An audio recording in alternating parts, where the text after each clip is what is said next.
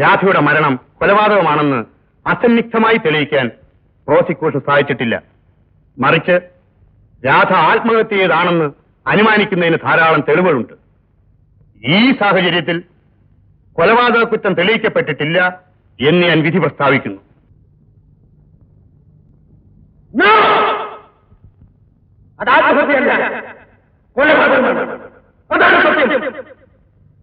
സത്യത്തിനെതിരായി വിധി പറയാൻ നിയമത്തിന് അധികാരമില്ല.